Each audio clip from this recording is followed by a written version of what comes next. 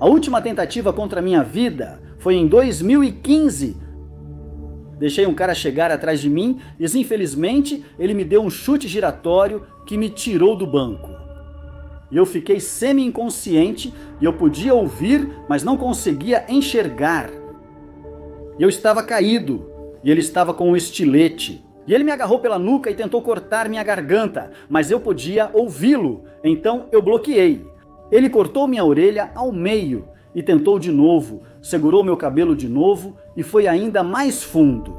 E eu podia sentir os movimentos dele, eu podia sentir o corpo dele, sabe, pelas mãos dele no meu cabelo, e eu consegui bloquear de novo. E ele pegou a parte de trás da minha garganta, a 1 milímetro da artéria anterior, e na terceira vez que ele veio cortar minha garganta, ele foi mais fundo. Acho que era para pegar a traqueia também. E eu recuperei a minha visão. Então, quando recuperei a visão, tirei a arma dele. E ao fazer isso, na verdade, pensei em quebrar o pescoço dele. Isso passou pela minha cabeça, mas naquela época eu já tinha feito um voto de não violência. Então eu tirei a arma dele, coloquei embaixo de mim e esperei a equipe chegar. Mas na verdade, 2015 foi a última vez em que estive realmente em uma briga violenta onde armas estavam envolvidas.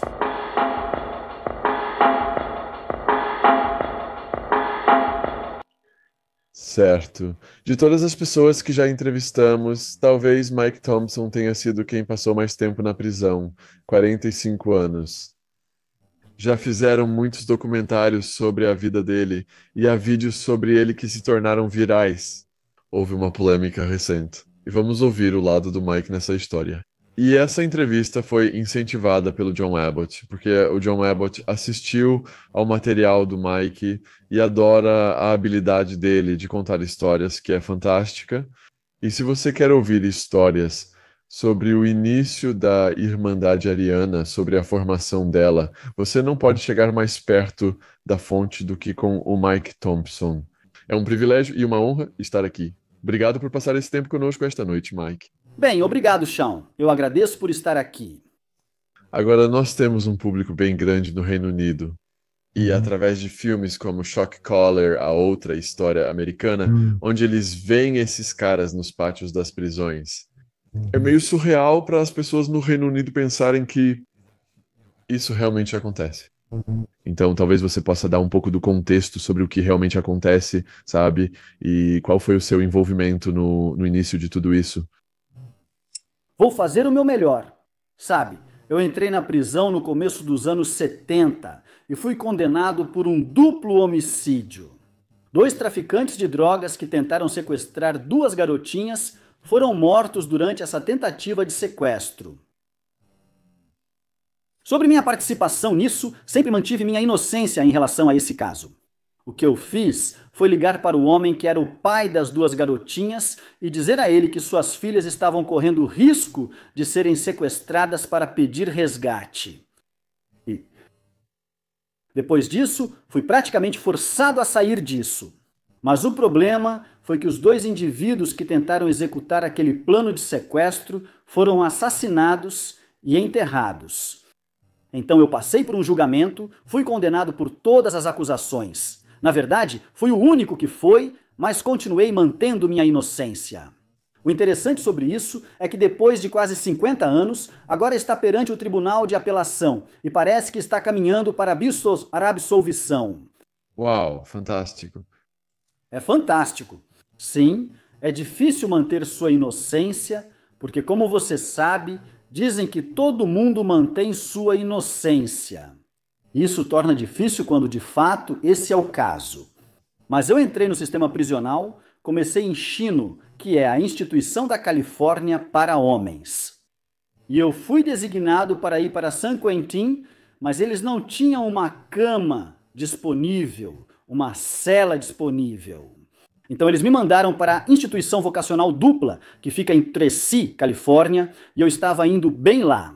Quero dizer, a ideia de ser um novato, e eu era definitivamente um novato. Eu nunca tinha ido para a prisão, nunca tinha ido para a cadeia. De que ano estamos falando? 1973. E Só conheci a Tracy em 75. Então é isso, sabe? Passando pelo processo e você tem que fazer uma avaliação psicológica. E sabe, eu era analfabeto, então isso tornou tudo um pouco mais difícil. Eventualmente eu aprendi a ler e escrever. Mas eu fui para Trace e comecei a trabalhar para o capelão lá. E naquela época fui criado como nativo, então essa era a minha prática. Chama-se caminhar pela Estrada Vermelha. E eu fiz isso. Mas era contra a lei neste país falar sua língua ou praticar suas crenças nativas, especialmente atrás dos portões de ferro. Você tinha as 3 religiões dominantes: cristianismo, judaísmo e islamismo. Mas, na verdade, era contra a lei praticar crenças nativas. Mas eu fui trabalhar para o capelão. O nome dele era Leon Inglaterra. E ele não só me colocou no caminho para aprender a ler e escrever, mas também me permitiu usar o jardim entre as 2 capelas para praticar meus costumes. O que eu fiz? E eu tinha um pequeno monte de oração e uma fogueira, e eu tinha um pequeno tambor de mão, um leque de águia e um chocalho. E eu ia lá fora e dançava com o urso, e eu dançava e cantava, então eu gostava disso. Infelizmente, Tracy era um reduto da nossa família e eu tive uma briga, várias brigas com a nossa família, o que me levou para Old Folsom. Então fui transferido para Old Folsom. Mas infelizmente, sob a acusação de que eu tinha contrabandeado uma arma para dentro de Tracy, o que de fato eu tinha feito. Era um revólver 38 Smith & Wesson. Eu tinha uma caixa com 24 cartuchos e fiz um silenciador para o cano. Mas alguém me dedurou, e então eles não conseguiram encontrar a arma. Então me mandaram para Folsom para ver se conseguiam arrancar isso de mim à força. Eles não tiveram sucesso nisso, e Folsom era a penitenciária grande naquela época. Era onde estavam todas as lideranças: Panteras Negras, Família Guerreiro Negra, Irmandade Ariana, Máfia Mexicana, Sindicato do Texas, todos isolados. E foi para lá que me mandaram. Eu era a pessoa mais jovem em Folsom naquela época e eu era só um garoto. E então eu conheci. Tentaram me recrutar para os Panteras Negras. Algumas das minhas brigas em Tracy já tinham chegado até mim pelo boca a boca dos detentos. E então Yogi Hugo, Yogi Pinel, que era o líder dos Panteras Negras naquela época, tentou me recrutar para os Panteras Negras. Ele era nicaragüense. Ele não era realmente negro. E a suposição deles era de que eu era nativo americano. Então eu recusei a tentativa de recrutamento por parte do Yogi. Então ele me desafiou para uma luta de facas. E nós nos encontramos no dia seguinte. E fomos cara a cara no pátio. E ele perdeu. E eu fui baleado.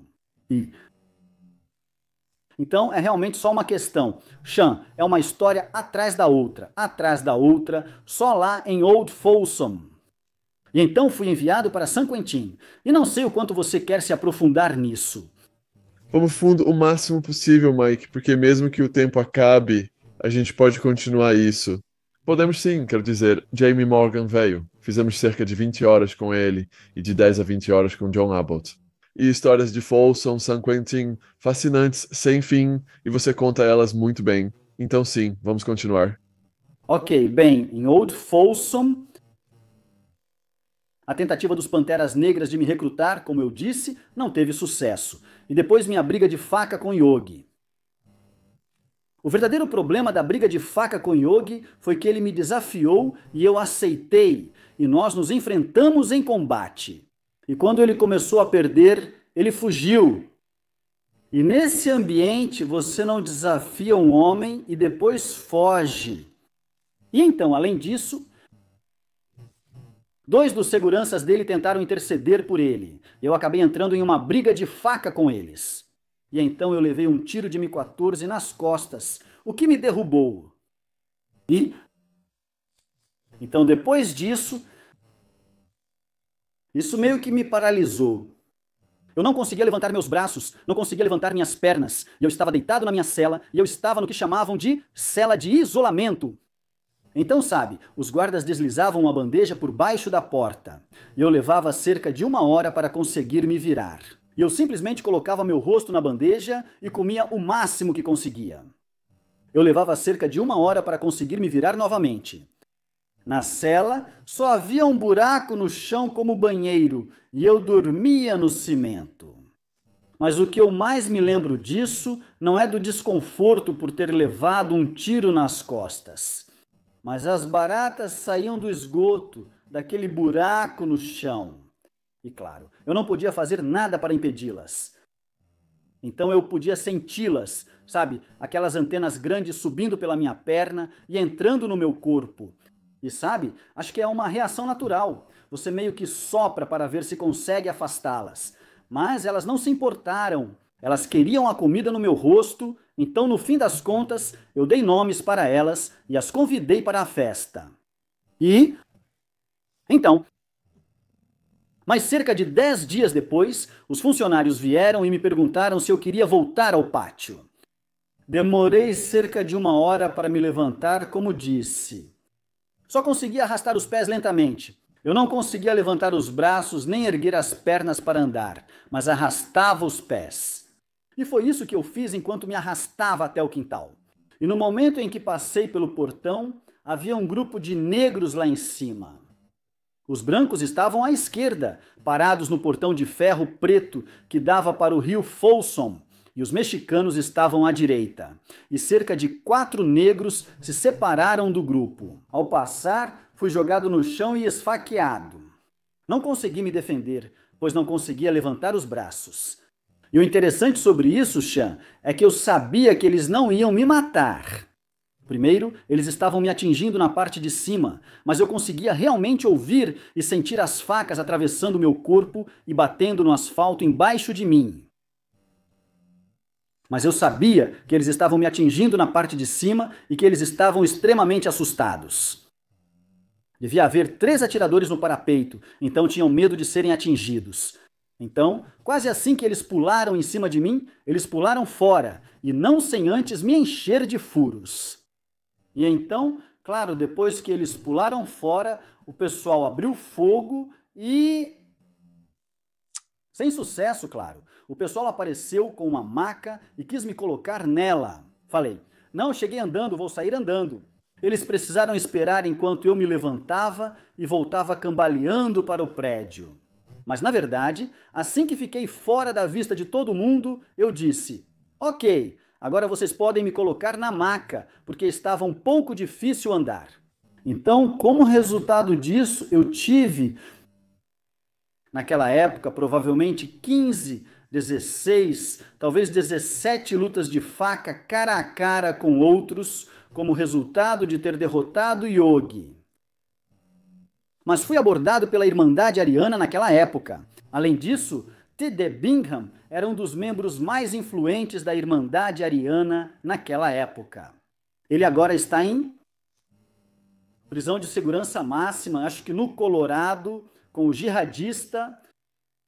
E, de qualquer forma, então T.D. se aproximou de mim e, assim como Yogi, gostei do Yogi imediatamente. E também gostei do T.D. imediatamente. Eles eram meio que, sabe, aquele tipo de homem de verdade, tipo de pessoa. E então, você entendia que estava falando com um homem e um guerreiro, e ambos eram isso. Mas, basicamente, T.D. me deu o mesmo discurso em relação à Irmandade Ariana, e eu também recusei a oferta dele. E claro, Meu equívoco era que eu estava lidando com racistas e viciados em drogas. Viciados em drogas! Eles não eram tão racistas assim. Então eu recusei e continuei lutando contra os Panteras Negras e a Black Guerrilla Family, como resultado de ter derrotado Yogi. Naquela época, 4 membros nativos americanos da Irmandade Ariana estavam no pátio e vieram até mim. E eu disse, Mike, eles disseram, nós sabemos que você é um velho cachorro da reserva. E eu confirmei. Eu cresci na reserva. Eles disseram, aqui vivemos melhor do que nunca, na reserva. Isso me marcou porque a reserva onde cresci era feita de barracos de papelão, piche e pobreza absoluta. Isso me chamou a atenção e perguntei, o que você quer dizer com isso? E o indivíduo que realmente falava pelos outros 4, ele era um irmão Pete River, e seu nome era Urso, e ele parecia um urso. Ele era um homem grande, com voz grave e ressonante. Precisei prestar atenção, pois o tom era muito baixo. E então, ele começou a me explicar como eles controlavam os recursos lá em Old Folsom e o que isso significava. E, então, eventualmente, eu acabei entrando para a gangue por causa do discurso que Bear tinha me feito sobre controlar nossos recursos. Sabe, essa é outra história, eu acho, no que diz respeito à minha ingenuidade. Sim, então vamos aprofundar essa história. Claro, é que a maioria das minhas experiências em Folsom foi sobre violência. Na época, eu pesava cerca de 127 quilos e tenho 1,93 metros. Eu era treinado em artes marciais. Fui criado por um ancião meio Nez-Perce, meio irlandês, que me ensinou artes marciais. E isso, na verdade, foi a minha salvação. Na prisão, foi essa habilidade, esse vigor físico, se você quiser, que me permitiu lutar, como usar e fazer uma faca. Então, ao entrar para a Irmandade Ariana, uma das primeiras coisas que percebi foi que a grande maioria dos membros era viciada em drogas. E embora eles estivessem trazendo grandes quantias de dinheiro, a maior parte estava indo para as drogas. Na verdade, acho que em um certo momento o FBI me disse que em 1978, que é dentro desse período, eu era membro. Desenvolvi meu potencial de liderança e em um ano me tornei líder da Irmandade Ariana. E isso foi baseado principalmente nas brigas físicas, lutas com facas em que me envolvi. Eu fui baleado. No total, fui baleado 22 vezes. Uma vez com uma espingarda M14 e 36 tiros. Essa é uma história interessante, porque foi uma briga com um indivíduo chamado Roland. E ele estava no Solid Edge e era um participante do que era chamado de Irmãos Solid Edge. Eles tinham matado um guarda lá, e os irmãos Roland tinham sido transferidos para Folsom. Agora, você sabe, eu estava lá com os Panteras Negras, Black Guerrilla Family, como eu disse, todos esses indivíduos, mas também Charlie Manson e seu grupo, e Joe Romero e o Exército de Libertação Cibanês. Então era meio que um foco de militância e do que outros poderiam chamar de ativismo. Mas eu estava em uma briga com Roland e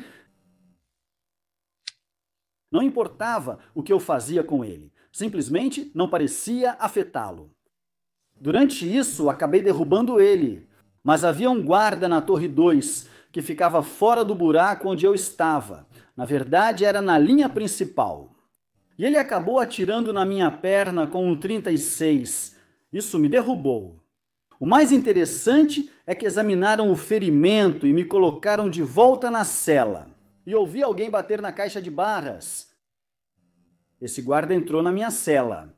E então ele disse, olha, ele me olhou enquanto eu estava deitado e disse, estamos bem. Eu disse, vou assumir que foi você quem atirou em mim. Ele confirmou, falei, tenho que admitir, foi um tiro e tanto. E ele disse, na verdade não, ele falou, eu estava mirando na sua cabeça e acabou me acertando na perna. Mas essa foi a única vez que levei um tiro de 36.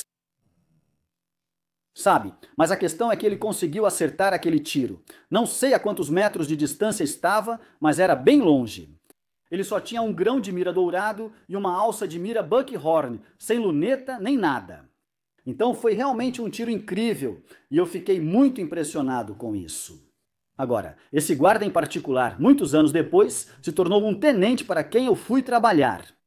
E eu era o único prisioneiro que ele permitia ficar perto dele. Ele simplesmente não gostava de prisioneiros. Mas isso já é me adiantar demais. Até agora, Mike, quantas vezes você foi baleado? Nesse ponto da minha história, em Folsom, provavelmente uma dúzia de vezes. Você já levou um tiro uma dúzia de vezes até esse ponto da sua história? É bem, Talbot. Esse era o nome do guarda. Ele foi o primeiro a atirar em mim. O segundo. Na verdade, não. O primeiro foi o Mini 14, logo após minha briga com Yogi, pouco depois de eu chegar lá. E então, o tiro na perna do Talbot foi provavelmente uns 6 meses depois. E você sabe, alguns desses tiros foram nada tão grave. Durante a luta, Yogi ficou ao lado da minha coluna. Eles não removeram, levou 30 anos. E então, depois de 30 anos, eles finalmente foram lá e removeram de perto da minha coluna. E eu estava tendo alguma dificuldade de mobilidade por causa daquela bala. Então eles decidiram ir lá e remover. Mas eu estou pensando aqui, baseado na sua pergunta, quantas vezes eu já tinha sido baleado até aquele momento. Por que eu fui baleado? Eu fui enviado para San Quentin como resultado da última vez que fui baleado. Wendell Norris, o apelido dele era Blue. Ele e eu nos envolvemos em uma briga com cerca de 16 membros da Black Guerrilla Family no pátio e nós simplesmente ficamos de costas um para o outro. Mas nós dois estávamos com facas Buck e causamos o maior estrago naquele dia. E eu fui baleado de novo naquela ocasião, mas acabei sendo enviado para San Quentin por causa disso. Basicamente fui expulso de Old Folsom junto com TD e Spotsberg e Bob Moore. Então fomos enviados para San Quentin. Na primeira vez que TD e eu fomos ao pátio, cada um levou 5 tiros. Então, como eu disse, posso ir e voltar aqui, sabe? Em relação à ideia de ser baleado e às brigas de faca. No total, contamos. Em certo momento fui baleado, já foram 22 vezes. Você se acostumou a ser baleado? Não, acho que nunca se acostuma com isso. Sabe? É como qualquer outra coisa. Agora, talvez mais importante, você antecipa que vai ser baleado. Ao entrar numa briga de facas. Naquela época, nos anos 70, você podia entrar em uma briga de facas de verdade, cara a cara, a não ser que fosse na solitária, como em Folsom. Mas teria apoio e enfrentaria alguém diretamente. E podia ser uma briga de facas bem intensa, até o ponto de você fazer seu oponente sangrar. Mas lutei todas as vezes cara a cara. Eu não sou um assassino, não ataco pelas costas nem nada disso. Mas, como resultado disso, as consequências são tais que você percebe que, quando entra nesse tipo de combate, é muito provável que você acabe sendo baleado. Agora, eu estava lutando com a máfia mexicana em San Quentin, TD e eu, quando nós dois levamos 5 tiros, mas isso foi de uma espingarda. Mas aquilo fez picadinho de nós dois, e felizmente nós dois éramos homens grandes. E de fato, o médico quem cuidou dos ferimentos na época me contou. Se eu não tivesse a massa nas costas, provavelmente teria atingido meus pulmões ou coração. Isso foi a minha salvação. Então, nessas brigas de faca, é só ferir alguém e essa é a sua vitória? Ou havia lutas até a morte? Algumas pessoas realmente lutam até a morte. Eu nunca precisei. Sempre tive a sorte de derrotar meu oponente. Quero dizer, houve momentos em que algumas pessoas tentaram me esfaquear pelas costas e eu consegui tirar a faca delas. E, na verdade, recebi muitas críticas por não tê-los matado. Não vejo valor nisso, nem em tirar a vida de alguém sem necessidade. Mas a crítica era que eu os deixei vivos para voltarem outro dia e isso realmente nunca foi o caso. Eu nunca tive esse problema de alguém tentar voltar e terminar o que tinha começado. Agora, isso pode ter acontecido porque eu me lembro de uma vez, na verdade, foi outro membro da Academia Brasileira que tentou me esfaquear no corredor por trás. Eu tirei a faca dele e derrubei ele. Quando ele implorou pela vida, segurei firme a faca e desenhei um círculo ao redor do coração dele como lembrete. Agora sei que isso me faz parecer muito violento, mas, Sean, eu detesto violência. Sempre detestei. O problema é que eu sou muito bom nisso. E em um ambiente controlado como a prisão, isso é uma vantagem. Por isso estou vivo hoje. Mas eu gostaria de enfatizar para você e seu público que eu realmente não gosto de violência. Você estava enfrentando mais violência quando era independente? Ou aumentou quando você estava com a Academia Brasileira? Eu sofri mais violência?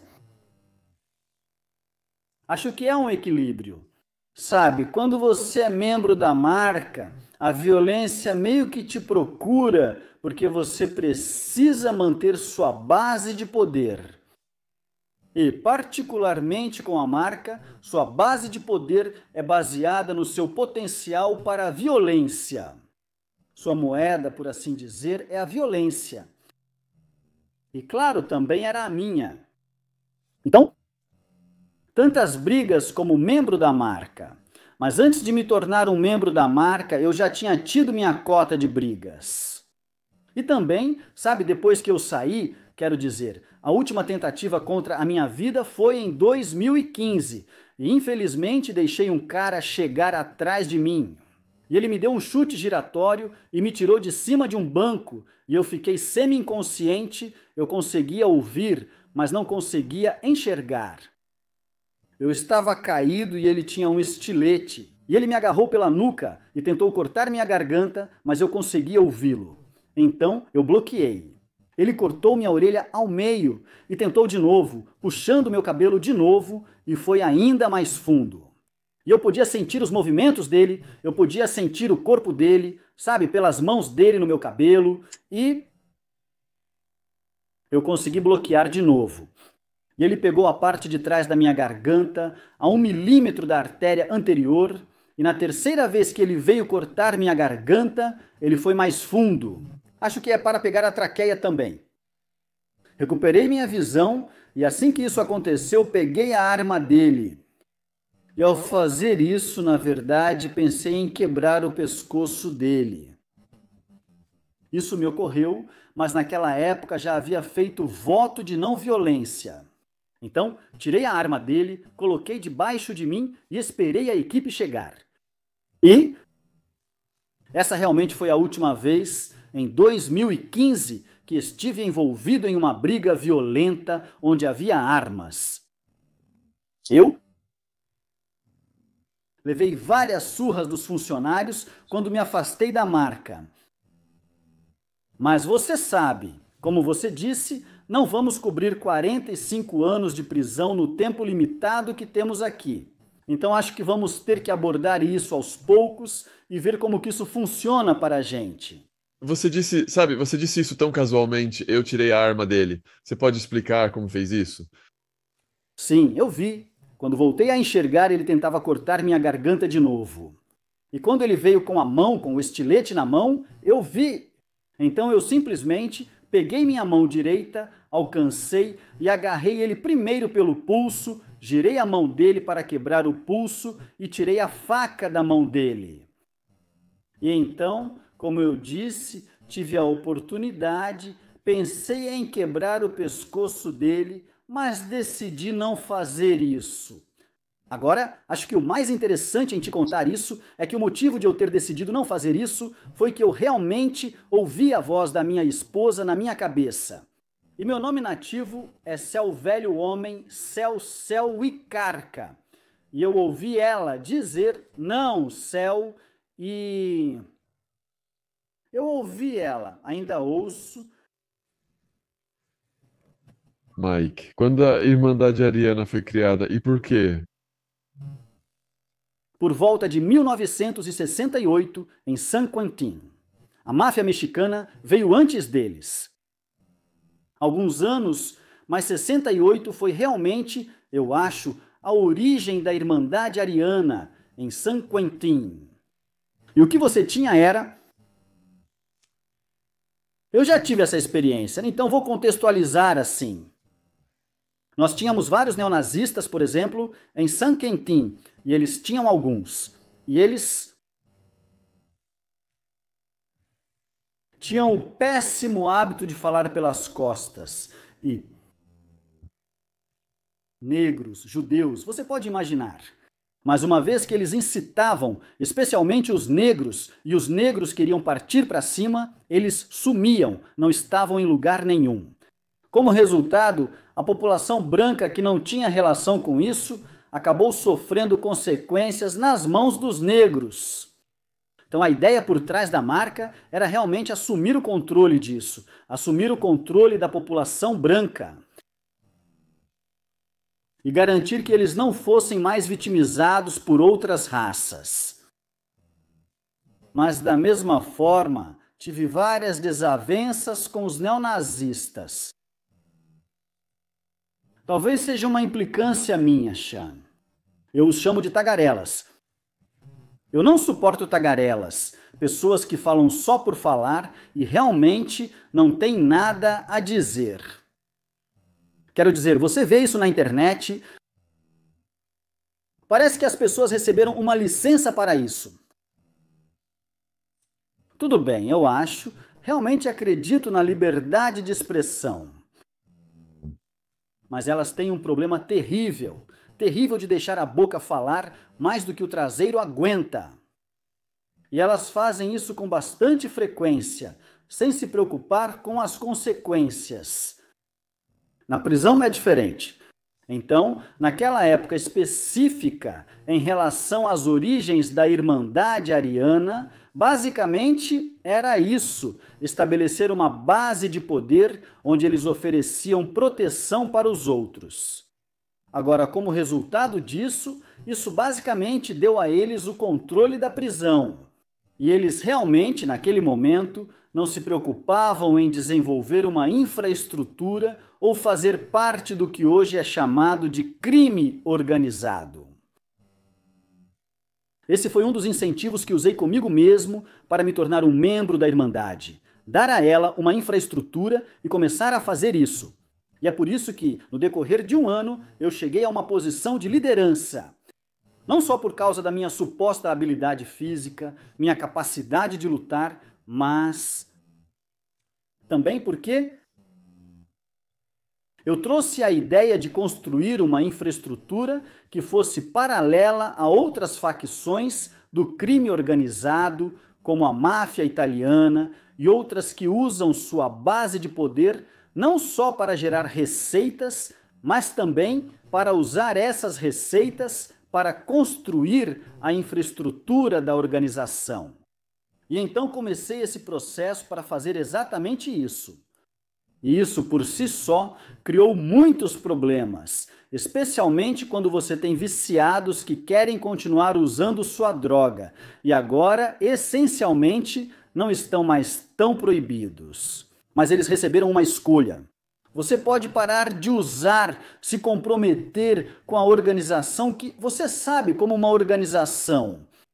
Mas se você continuar usando, então precisa entender que será considerado descartável. Então, quando surgir uma missão que exija alguém descartável, você será o primeiro a ser chamado, porque demonstrou uma incapacidade de se comprometer com a organização.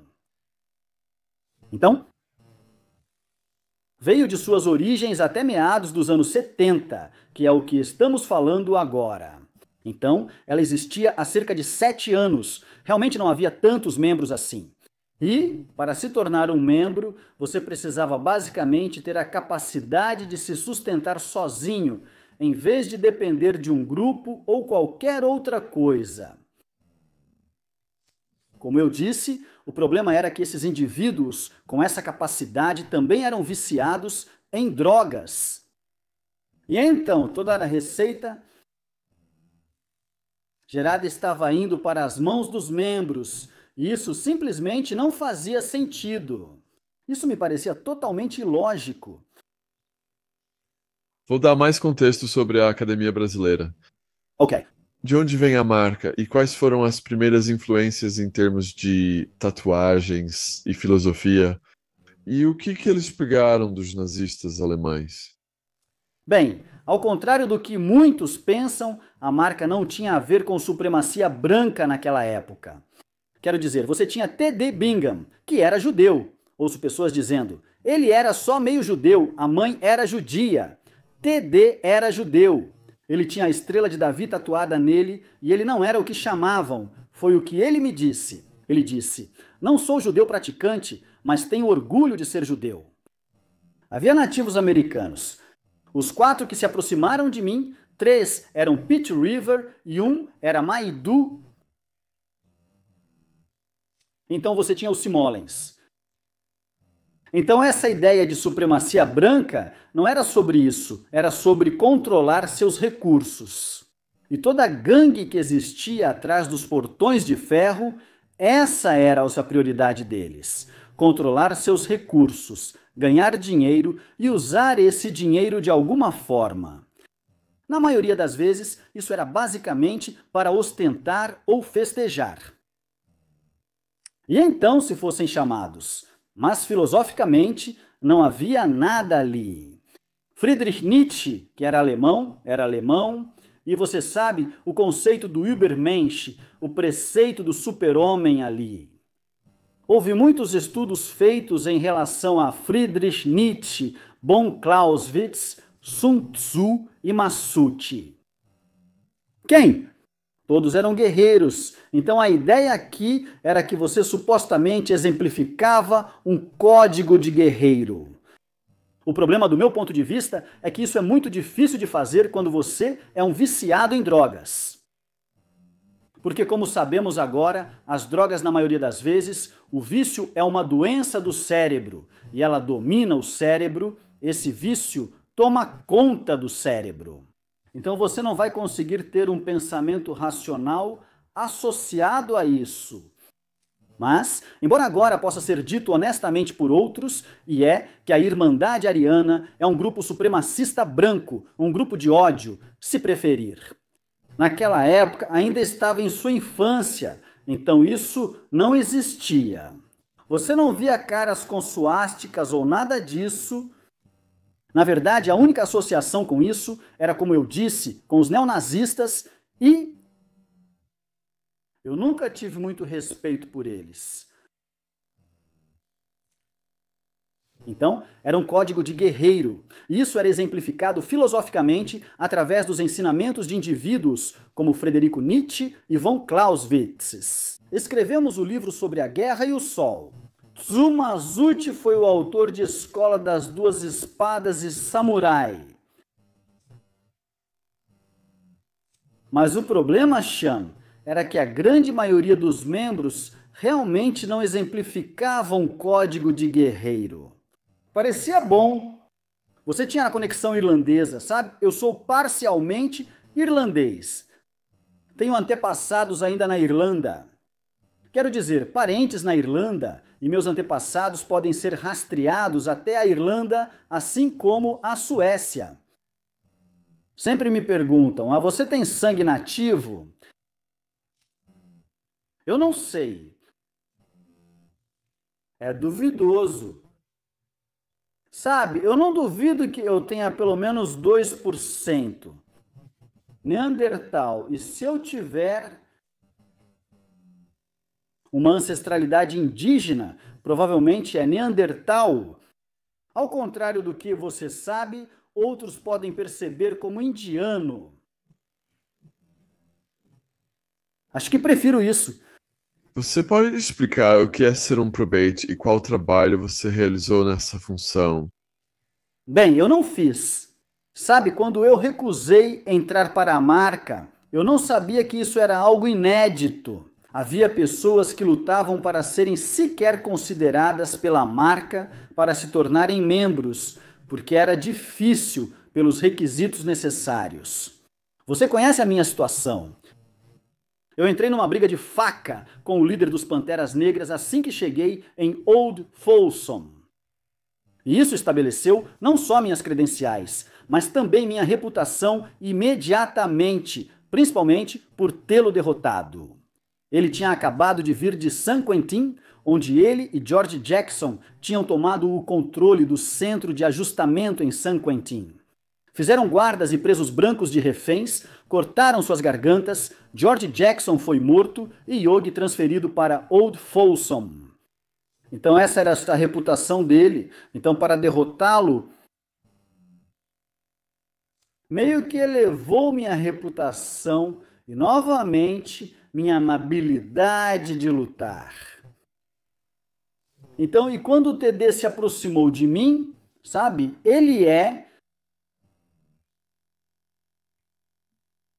os modos dele eram de um jeito que ele demonstrava o prazer dele com a minha habilidade de lutar e então não havia nada em termos de prospecção, sabe, para a marca nisso. Você sempre ouve sobre sangue entra e sai. Sabe, isso soa bem. E eu suponho que para algumas pessoas isso faz uma ótima história, mas eu nunca achei que fosse verdade. Esse negócio de sangue entra, sangue sai. A ideia por trás de ser membro da marca realmente era ser o seu próprio homem. O termo marca vem dos livros escritos por Louis L'Amour. E sabe, cavalgar pela marca. Sabe, quando eu saí da reserva aos 12 anos, fui morar com meu ancião Nez Perce em um rancho de cavalos árabes. Então eu era domador de cavalos, tocava gado e fiz isso pelos 8 anos seguintes. Então eu participei do circuito de rodeios, fui montador de touros e sei como preparar uma sela. Então, para mim, a ideia da marca fazia sentido. Você monta pela marca. Dentro desse contexto, Louis L'Amour, montar pela marca era a sua lealdade àquela marca. Se você montava por uma marca, então você era leal àquela marca. E foi daí que veio o termo a marca, montar pela marca. A ironia, eu acho, é que eu sou o único como membro da marca que acho que já montou em uma cela. Mas ainda assim a analogia é apropriada. Então você foi rapidamente promovido para se tornar um líder. Quais eram suas funções como líder e quem estava acima de você? Você era responsável por um prédio ou pátio da prisão? Era tipo mandante? Pode explicar isso para os espectadores? Está um pouco confuso para eles.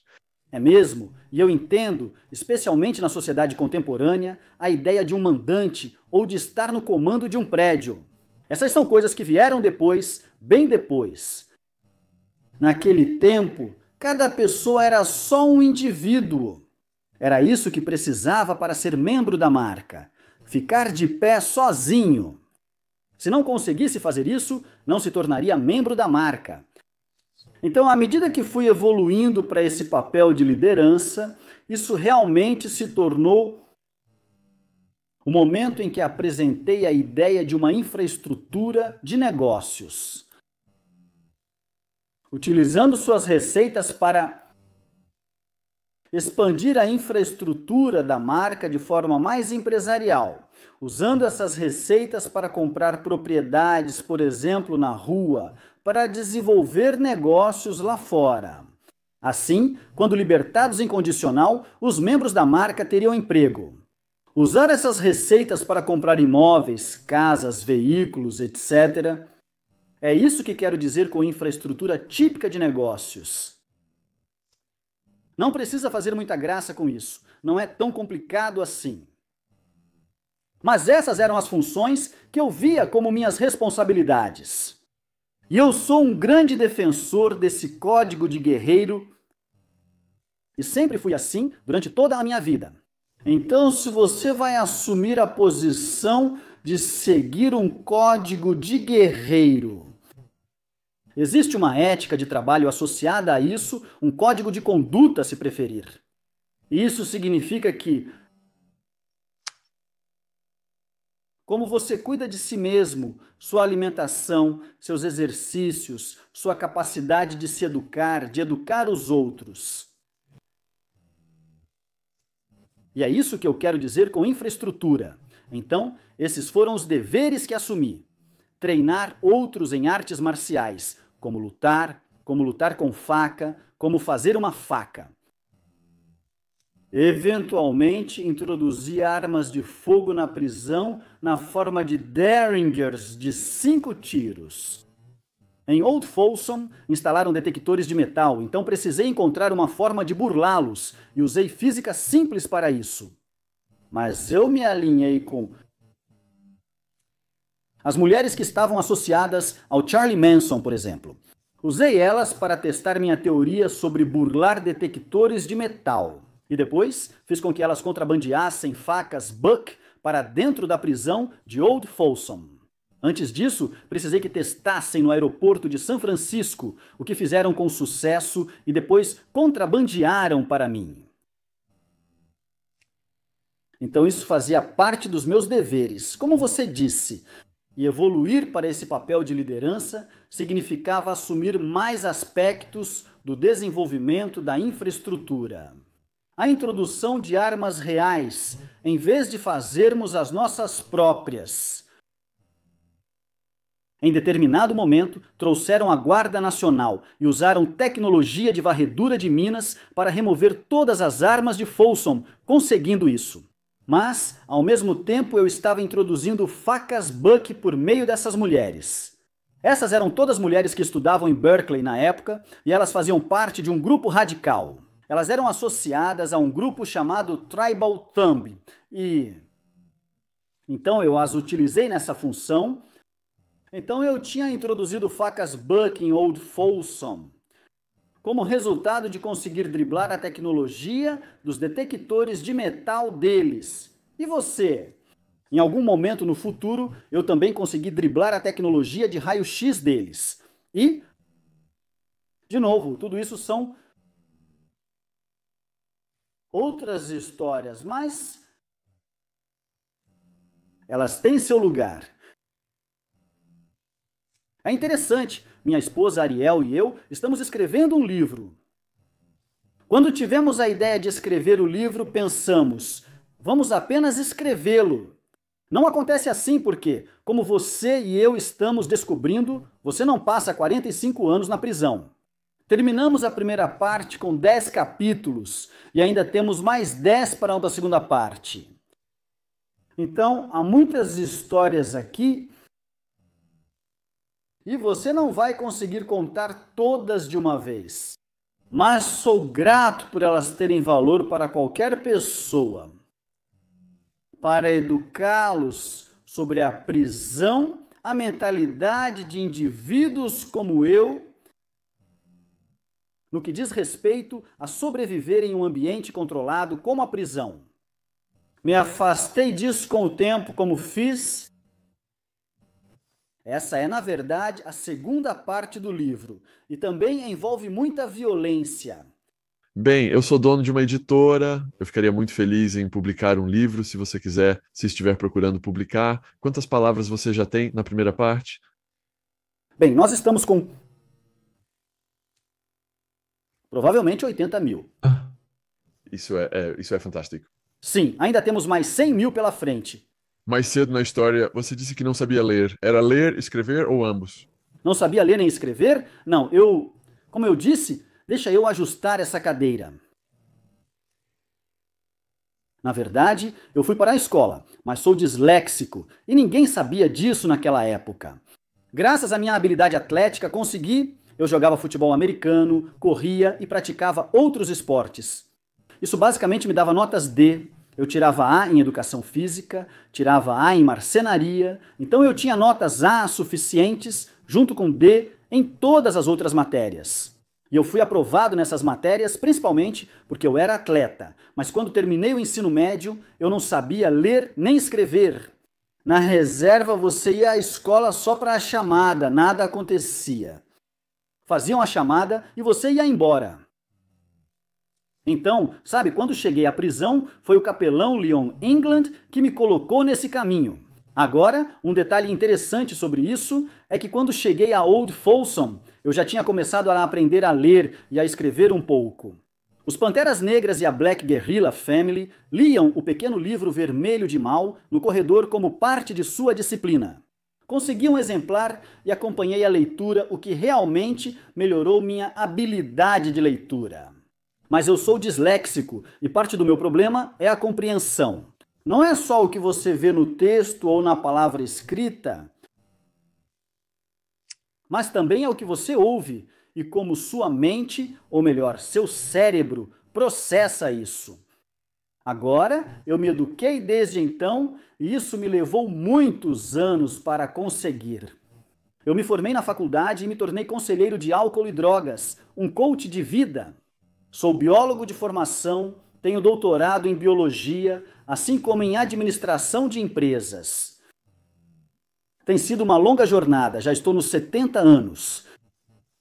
Foi uma longa trajetória. Sou grande defensor da educação em qualquer lugar. Então, sabe, minha esposa e eu começamos uma organização sem fins lucrativos chamada Viva, Aprenda e Prospere. E nós começamos isso enquanto eu ainda estava na prisão e ainda mantemos ela. Nós temos um site e agora mesmo estou impedido de acessar a internet. Eu só consigo fazer isso hoje porque estou aqui com minha esposa. E eu moro no norte da Califórnia porque estou passando por um julgamento por acusações de fraude, que são absurdas, para dizer o mínimo. Mas eu vou superar isso. Enquanto isso, a questão ali é o ex-líder da Irmandade Ariana. E há aqueles dentro da corrente principal da comunidade política aqui na Califórnia que veem isso como uma conquista. Infelizmente, essa já é uma história por si só. Então é com isso que estou lidando atualmente. Acredito que por estar em julgamento, você não pode comentar, pois pode ser usado contra você. Esse é sempre o problema, mas realmente não tenho problema com isso. Não tenho porque acredito que nunca se erra dizendo a verdade. Se você fala a verdade, não precisa se preocupar. Mas existe uma certa ingenuidade nesse pensamento. Foi assim que fui condenado no meu caso. Achei que bastava ir ao tribunal e contar a verdade para tudo dar certo.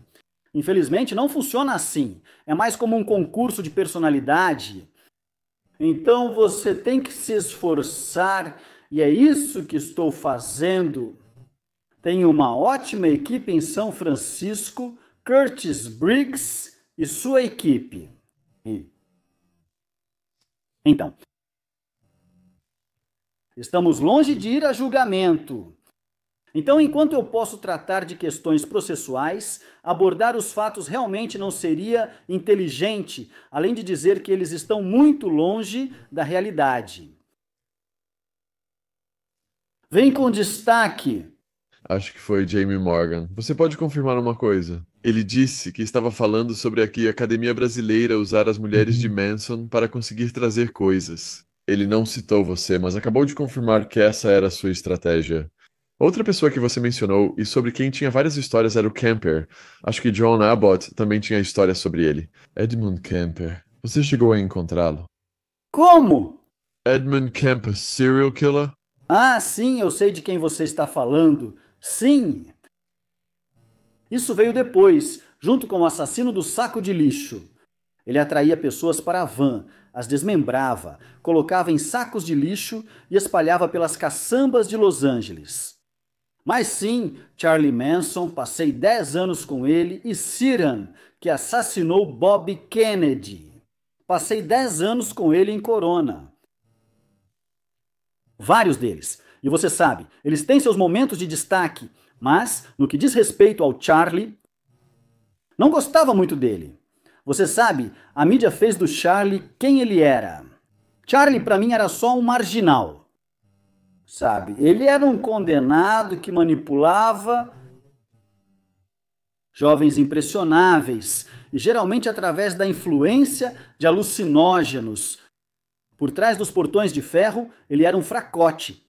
Agora ele tinha recursos. Então você pesa isso. Você diz, ok, ele não é ninguém, mas tem esses recursos. Então vamos usar os recursos. E foi isso que eu fiz. Eu usei as mulheres dele. Ele tinha algumas mulheres que continuaram leais a ele, como Sandra Good e Squeaky Fromme. E eu costumava falar com ele ao telefone. Mas você sabe, toda essa ideia de... O que Charlie e o grupo dele fizeram, sabe? Eles mataram as pessoas que mataram e da forma como fizeram, sabe? Sharon Tate, meu Deus, uma mulher grávida, tirando o bebê dela. Quero dizer, para mim, não existe um crime mais atroz. E então, normalmente, ele teria sido morto na prisão, mas o mantiveram sob custódia protetiva, na maior parte do tempo em uma unidade especial. Mas isso só foi construído em 1992. Antes, ele estava em uma unidade de habitação protetiva em Soledade. Então, enquanto eu o vi nos anos 70 em Old Folsom, sabe, ele basicamente foi transferido antes de qualquer associação com ele. Mas minha associação era mais com os seguidores dele. E usava eles como recurso para contrabandear armas e outros itens para dentro da prisão. Charlie, nem tanto. Depois, com os 10 anos que passei com ele, você realmente passa a conhecer uma pessoa em um convívio tão próximo assim. Só havia alguns de nós na unidade. E então, conviver com o Charlie por 10 anos realmente me mostrou quem ele era. Tenho muito mais respeito pelas mulheres do grupo dele. Incrivelmente inteligentes, corajosas, mas infelizmente desorientadas. Então foi uma espécie de troca, onde você usou os recursos dele e ele se sentiu seguro porque estava fornecendo esses recursos? Sim, bem colocado. Essa é a maneira mais simples de dizer. E... sabe, se você diz ter ética em qualquer capacidade, então isso parece ir contra aquele código de que eu estava falando. Mas você tem que pesar isso em qualquer negócio.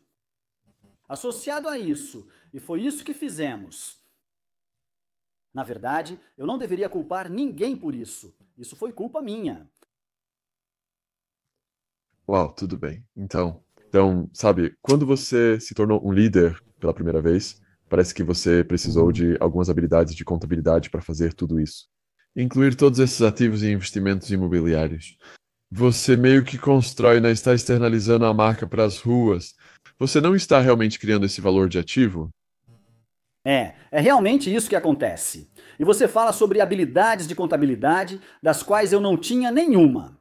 Mas, sabe, o bom senso, eu acho, te leva adiante na maioria das vezes, especialmente em um ambiente controlado. É mais sobre conhecer seu terreno, saber com o que lida e responsabilizar as pessoas pelas tarefas que receberam. Talvez eu já tenha dito, mas o FBI estimou que tirei 3,5 milhões de Old Folsom só em 1978. Pelos padrões dos anos 70, isso é muito dinheiro. Então é como você usa isso. De onde vem esse dinheiro? Normalmente, sobretudo de vendas de drogas.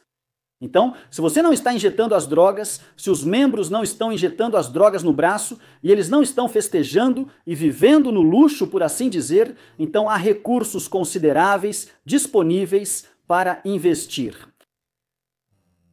E esse era o caso.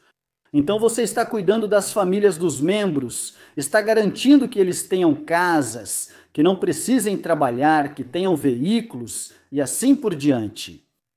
Você está avaliando vários negócios e, para desenvolvê-los, formando equipes de gestão. E é só isso. Tudo isso custa dinheiro. É um investimento, mas eu acho que é um investimento inteligente. Chega um momento em que a marca é mais forte nas ruas do que na prisão por causa dessa estratégia. Não, eu não acho.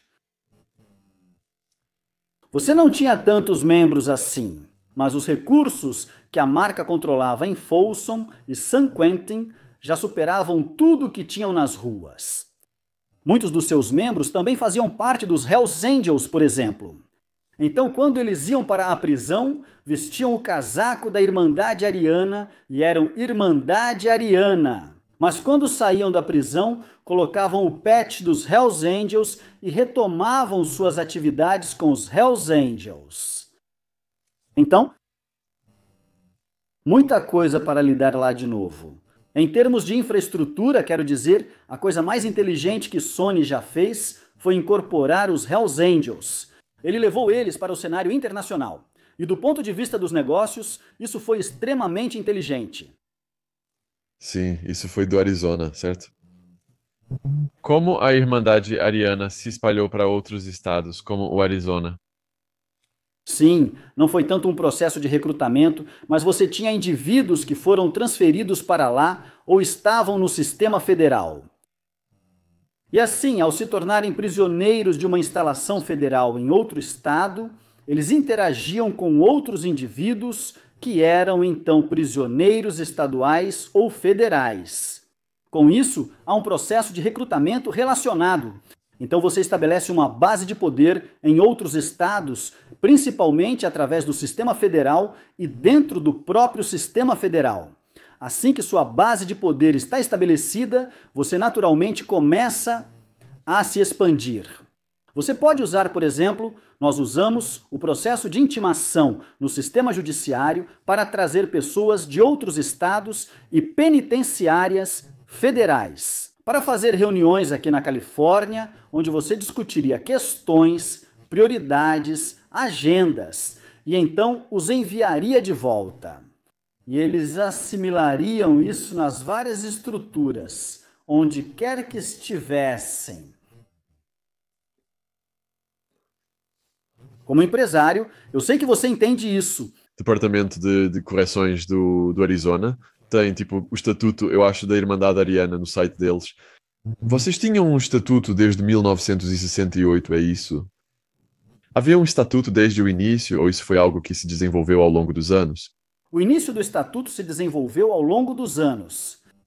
É como os Hells Angels, há vários estatutos e o capítulo de Oakland, o capítulo de San Bernardino e assim por diante. Então, isso na verdade variava. Se você pegar e olhar para a Irmandade Ariana do Texas, eles eram mais paramilitares do que qualquer outro grupo, mas ainda faziam parte da Irmandade Ariana. Sabe, você tem esse elemento de sobrevivencialismo, se quiser. Então, o que geralmente não é abordado. E uma das coisas que eu instituí em Old Folsom foi a contra-inteligência. Até aquele momento, não havia sido usada contra-inteligência em nome da organização. E eu sabia, por exemplo, que os funcionários tinham canais que forneciam informações para eles. Não só sobre a Irmandade Ariana, mas também sobre os Panteras Negras, que eram muito militantes naquela época, assim como a família Gorila Negra, e assim por diante. E então, a contra-inteligência consistia em identificar os intermediários, repassar informações a eles e observar como essas informações retornavam, revelando com o que se estava lidando. Através da contra-inteligência, você podia passar informações falsas para esses intermediários repassarem para esta equipe. E isso era muito eficaz, na verdade. Sabe, quando cheguei ao ponto em que decidi simplesmente me afastar da marca, eu tive uma verdadeira compreensão de como aquela contra-inteligência tinha funcionado. Apenas com base no que as autoridades achavam que sabiam sobre a marca, que era toda aquela desinformação que eu tinha passado para eles através dos seus canais. Então, sabe, isso basicamente me mostrou que tinha sido eficaz. Quando a marca passou a ser usada em outros estados, se você quisesse algo feito no Texas, bastava emitir uma ordem para lá e eles cumpririam isso, sem questionar. Ou havia política envolvida entre os estados e rivalidades? Eventualmente, acabou se tornando isso mesmo, a segunda opção. Mas, inicialmente, nós estabelecemos um conselho e uma comissão de pessoas que supervisionavam o funcionamento da marca em todo o país. Fui membro desse conselho de 3 pessoas, eleito em certo momento. Eu não passei muito tempo lá por causa de acontecimentos com os quais eu não concordava. Isso é tirar a vida de inocentes, sabe, seguindo um código de guerreiro. Eu acredito que se um homem quiser enfrentar de frente, eu não tenho problema com isso. Mesmo até hoje, mesmo tendo feito um voto de não violência, mas eu entendo, esse é o meu ponto. O que eu não concordo e o que eu não aprovo e não aprovaria naquela época é tirar a vida de inocentes. E com isso, quero dizer indivíduos que não têm nenhuma ligação com suas atividades, especialmente atrás dos portões de ferro. Então, talvez o melhor exemplo que eu uso seja o caso de Margot Compton. Agora, Margot era uma. Ela era massagista dos Hells Angels em um dos salões de massagem deles. Ela testemunhou contra Buck Garrett, vice-líder dos Hells Angels, em um caso de cafetinagem e aliciamento. Ele pegou 4 anos. Os federais a encontraram no Oregon. Ela era usuária de metanfetamina. Como você e todos sabem, eu não faço parte da Irmandade Ariana. Os Hells Angels dominavam o mercado de metanfetamina. Então, assim que ela chegou ao Oregon, ela entrou em contato com o contato dela na Bay Area para conseguir a droga. Esse contato procurou os Hells Angels e Buck Garrett enviou 2 atiradores ao local onde ela estava escondida pelos federais no Oregon. Eles entraram na casa, o namorado dela estava no sofá, eles atiraram na cabeça dele, depois foram até o quarto. Ela tinha 2 gêmeas de 6 anos, abraçaram seus ursinhos, seguraram Margot, atiraram nas meninas e depois mataram Margot. Não concordo com isso de jeito nenhum, é sobre isso que falo quando menciono pessoas inocentes. Sabe, eu não vou aprovar isso, não vou fazer parte disso. Então, no que diz respeito à marca, em determinado momento, foi tomada a decisão de começar a executar familiares de pessoas que estavam testemunhando contra a marca. Eu não acredito nisso, entendeu? Então foi nesse momento que eu tomei a decisão de me afastar da marca. Agora, o problema com isso, Sean, é que, como eu venho dizendo, eu assumi um papel de liderança na reestruturação da Irmandade Ariana. E se você realmente pensar sobre isso por um instante, isso também inclui a ideia de chegar ao ponto em que indivíduos decidem tirar a vida de pessoas inocentes porque não conseguem alcançar a pessoa que está testemunhando contra eles. Sabe, eu poderia alegar ingenuidade, mas nem isso cola para mim. Então, eu tinha essa opinião e continuo com essa opinião. Que assim como eu assumi a responsabilidade de construir a infraestrutura da marca, eu também tinha a responsabilidade de derrubá-la. E assim fiz. Até hoje. A conversa que estamos tendo, sabe, é uma questão de educar. Muitas das palestras que dou, entrevistas que concedo, aulas que ministro, são voltadas para educar o público sobre o calibre do indivíduo de quem estamos falando aqui.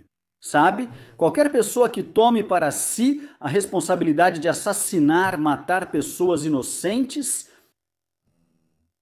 não é alguém que você sabe, eu queira perto da minha família, perto das pessoas que eu amo. E certamente não quero vê-los conseguindo se integrar ao tecido social da nossa sociedade. E por isso, eu acredito que minha responsabilidade é garantir que eu faça tudo ao meu alcance para educar não só as autoridades, mas o público em geral sobre isso. Mas estamos tentando sair disso, não é? Tipo, isso certamente traz muito perigo, não é? Bem, traz sim. Quero dizer, eu não estou no programa de proteção a testemunhas, não vou entrar no programa de proteção a testemunhas, vou viver minha vida. Sabe, olha, algumas coisas não mudaram. Não vou permitir que ninguém ou nada dite minhas circunstâncias como eu vivo minha vida. Veja, eu não sou um tolo.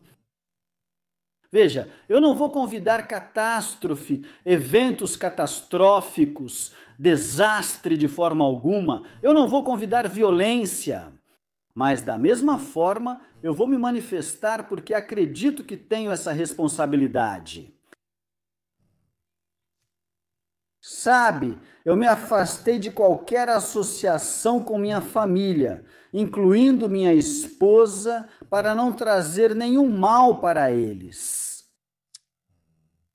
Mas não é segredo onde eu estou. E, novamente, isso não é um convite para ninguém, mas é simplesmente para dizer que vou viver minha vida independentemente disso. E se você vier, venha direito. É simples assim. Por que você disse que houve uma tentativa há 7 anos? Sim? Como isso aconteceu? Bem, tive várias tentativas como você, incluindo o caso Margot Compton, no qual testemunhei contra os Hells Angels. Quero ressaltar novamente que não sou testemunha nem da acusação nem da defesa. Compareci a um grande júri em sessão fechada. Respondi sinceramente a todas as perguntas feitas. Como resultado, eles indiciaram essas pessoas, as levaram a julgamento e me perguntaram se eu testemunharia no tribunal diante do júri. Eu concordei e fiz isso. Mas eu enfatizei ao júri, assim como estou enfatizando para vocês agora, que eu não estava lá para a acusação, nem estava lá para a defesa. Eu estou lá para o júri, para contar a eles o que eu sei, e o que eles decidirem fazer com isso é responsabilidade deles como jurados. Veja, sabe, quando eu me afastei da marca, passei mais 35 anos na prisão. Então eu não recebi nada por nada do que já fiz. Sabe, eu fiz filmes de treinamento, eu testemunhei no tribunal, mas não foi porque recebi algum tipo de acordo, ou porque fui solto da prisão mais cedo, porque com certeza não fui. Ou porque recebi 30 moedas de prata. Minha vida se tornou muito mais difícil por causa disso, e continua assim até hoje. Mas, novamente, é importante para mim continuar educando as pessoas. É por isso que você e eu estamos tendo essa conversa, porque vejo nessa conversa a oportunidade de expressar minhas crenças em relação aos indivíduos sobre os quais estamos falando e deixar que seu público decida sim ou não se gostam deles ou não. Mas eu acho que essa é a essência da educação. Uma vez que você sabe, então realmente não há desculpa. Atualmente, existem muitos grupos de ódio neste país e por isso a educação se torna fundamental para entender isso. Eu sim, trabalho com outras pessoas no que diz respeito à autodefesa, porque continuo praticando artes marciais, especialmente Aikido. Há várias coisas que vêm junto com isso, sabe? E eu encorajaria todos a se educarem nesse sentido. Sobre o próprio assunto que estamos discutindo hoje, é sobre o crime organizado. E não é que eu esteja contra alguém, mas estou defendendo um princípio que considero muito importante como ser humano. E se eu estou me esforçando para alguma coisa, é para ser o melhor ser humano que eu posso ser. Ah, desses 45 são 35 anos, certo? Você já cumpriu 10. Quando foi a primeira tentativa contra a sua vida? Bem, isso foi lá atrás em Tracy. Sabe? Isso porque eu estava praticando meus costumes nativos, no jardim. E o padre havia 2 capelas e havia um jardim no meio. Era do mesmo tamanho. E como eu disse, o capelão Inglaterra costumava me permitir ir lá fora e eu ia lá cantar minhas músicas, dançar e fazer minhas orações. Naquele tempo, poucos conheciam os costumes indígenas. Especialmente você via um garoto branco lá fora, dançando quase nu, cantando músicas, tocando tambor. Então o padre presumiu que eu era um adorador do diabo, infelizmente. E ele levou isso para a gangue que tinha a base do poder naquela época. Eles solicitaram a assistência dos paroquianos da Capela Católica. E sabe, já contei essa história antes e já ouvi pessoas dizendo: "Ah, você sabe, ele afirma ter derrotado 7 assassinos treinados para o meio extra família." Parece bom, mas não é verdade. Eram 7 deles, todos com facas presas nas mãos por fita, e eu realmente os derrotei. Eles não eram guerreiros nem lutadores, provavelmente nunca brigaram na vida. E foi mais como os policiais trapalhões. Quero dizer, realmente foi. Quero dizer, sabe, tenho certeza de que eu poderia tirar algum proveito disso, mas isso seria muito desonesto. Então não é algo que, sabe, eu vá mandar fazer um cinto escrito 7 de uma vez só, ou algo assim. Em momentos como esse, Mike, como você consegue manter a calma e agir? Como você treinou sua mente desse jeito? Foi meu ancião que me ajudou com isso. Sabe, quando ele me ensinou artes marciais, ele me ensinou uma grande variedade de estilos diferentes e me incentivou a criar o meu próprio. Então, sabe, quando eu estava no circuito de rodeio como montador de touros, eu era jovem e superava os homens mais velhos na montaria. E, sabe, eles queriam aquele cinto de fivela dourada.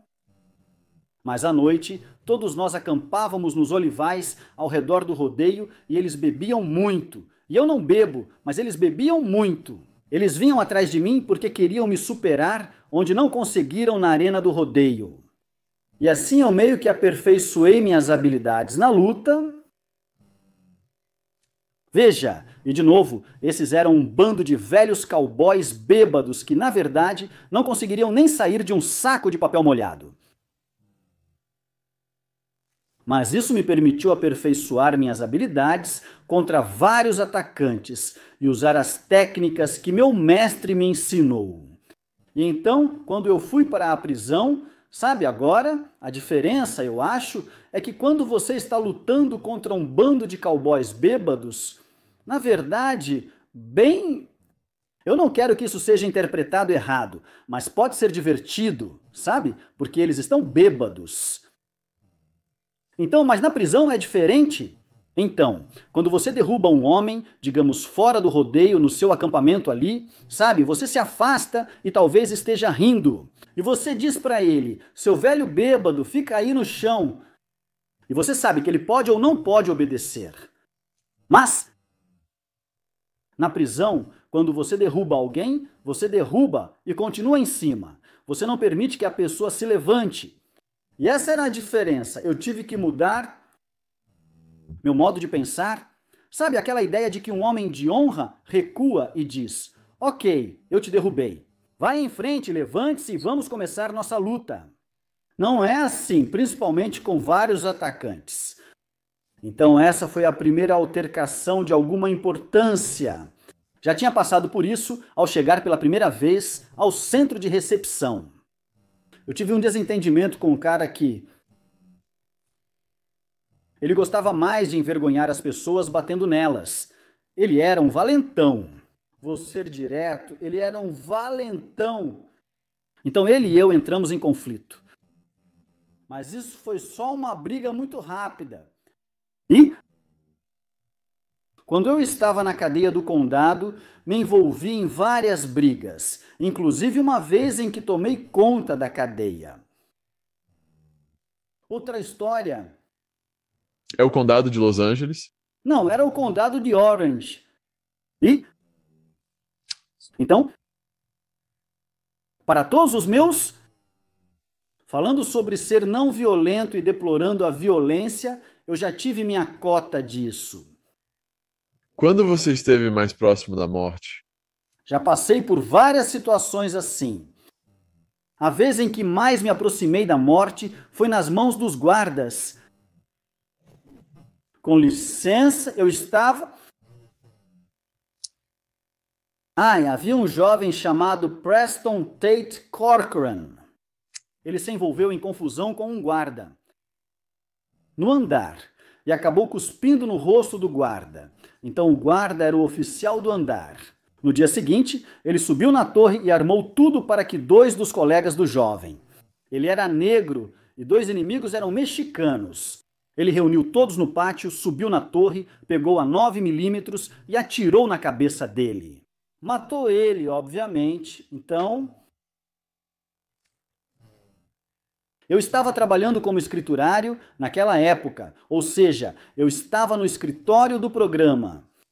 2 horas antes, recebi o arquivo central dos 3 homens e pediram que eu escrevesse como se esse homem tivesse levado um tiro na cabeça. Ainda não ocorreu. Então, quando aconteceu, fui até um tenente e contei para ele o que tinha acontecido, basicamente. Então, ele fez uma investigação e acabou indo até os federais. 8 guardas de Corcoran foram indiciados. E enquanto isso, eu estava testemunhando no Oregon contra os Hells Angels.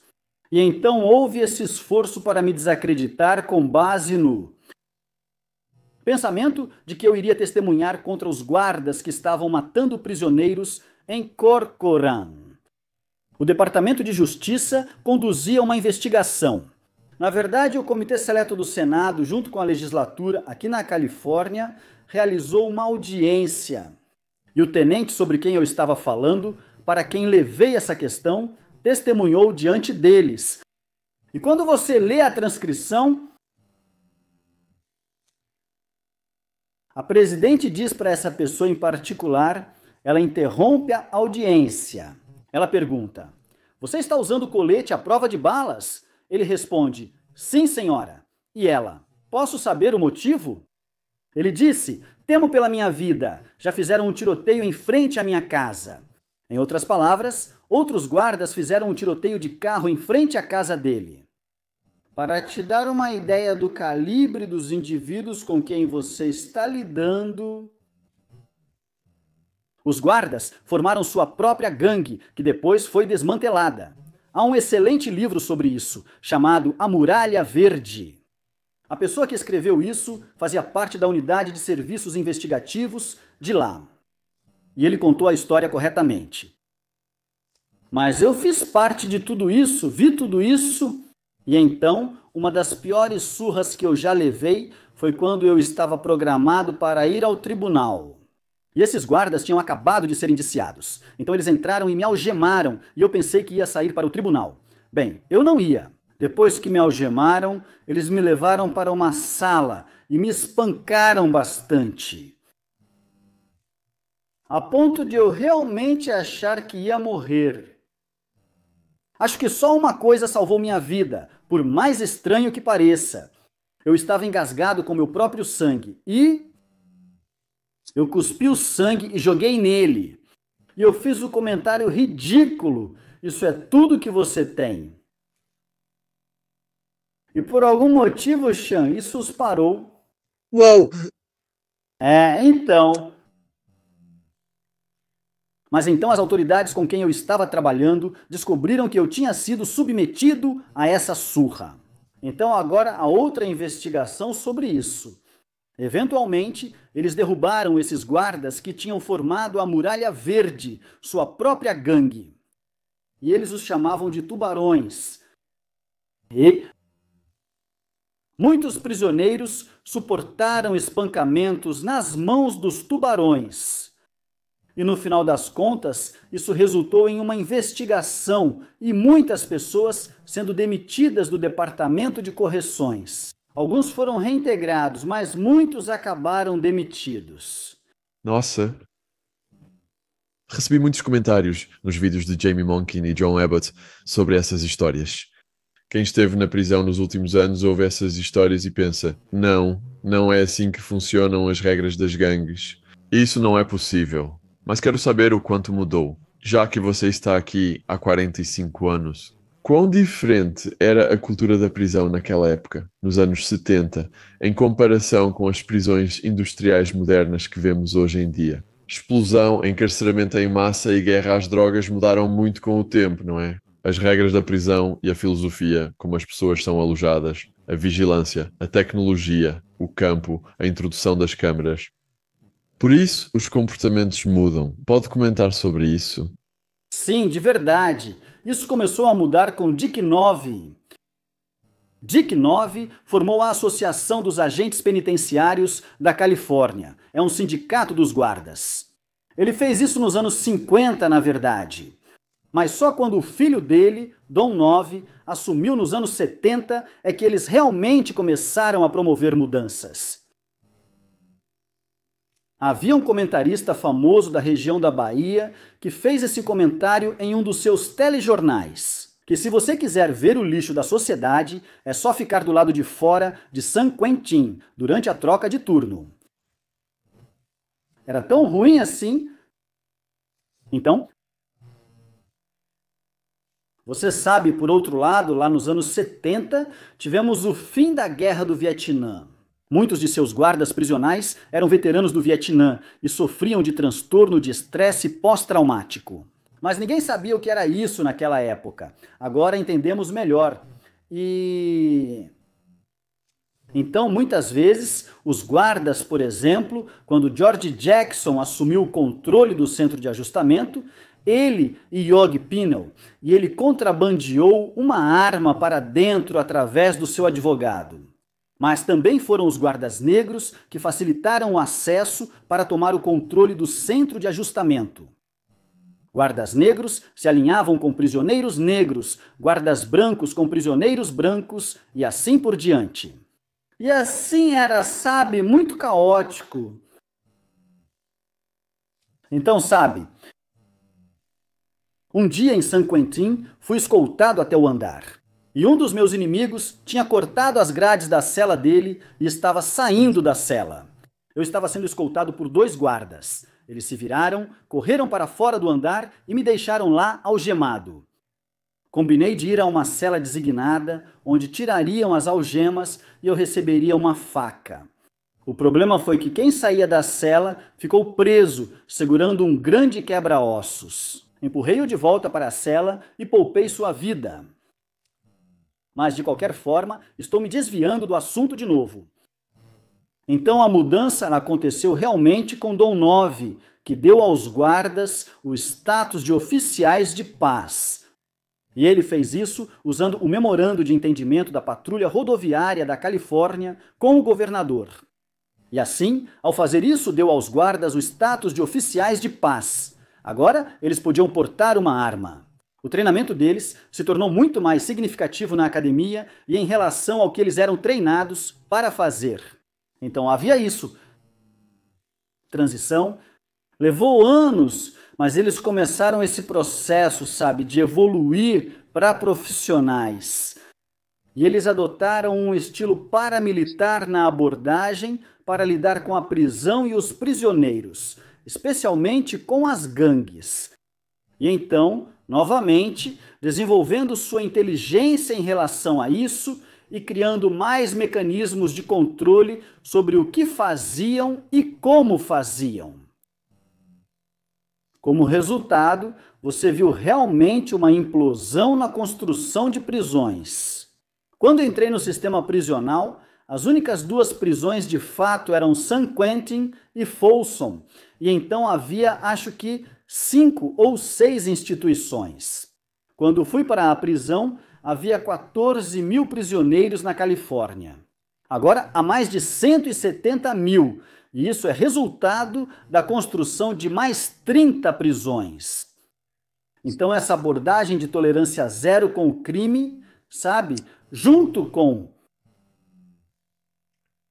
lidar com um novo tipo de prisioneiro. Sabe, a gente costumava ser chamado de condenados. O novo prisioneiro era um detento, e a mentalidade dele, a filosofia dele, a psicologia associada a isso era de um detento. E eu vou simplesmente dizer que era inferior.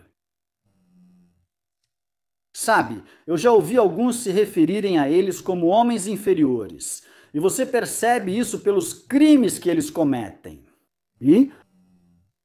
Então, sabe, isso, claro, aumentou o status das gangues. E você sabe, agora você está entrando nessa ideia de chefia, de comando e tudo mais, então você tem uma gangue que está decidido, em vez de usarem seus membros, designarão chefes de choque. Eles vão entregar a si alguém as chamadas chaves do carro, seja no pátio, em uma unidade ou prédio. Veja, agora eles estão sob a proteção daquela gangue. Então todos os outros obedecem às ordens daquele indivíduo sob pena de morte pelas mãos da gangue. Isso faz a diferença. Mas vai ainda mais longe do que isso. Sabe, você tinha um design de 180 e outro de 270. Prisões. Sabe, a própria estrutura das celas. Quero dizer, você tinha prisões que agora estão abrigando 10.000 detentos. Você vê em um único complexo de diferentes prisões. Você viu a qualidade até mesmo dos alimentos diminuir drasticamente quando eu cheguei à prisão.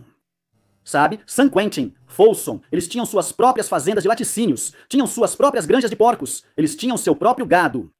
Eles tinham, sabe, os próprios vegetais que produziam. Quero dizer, e tudo isso voltava lá em Folsom antiga. Sabe, a comida era ótima. No meu primeiro dia, lembro de um senhor passando e perguntando: quer comer? Eu respondi: com certeza. E ele voltou.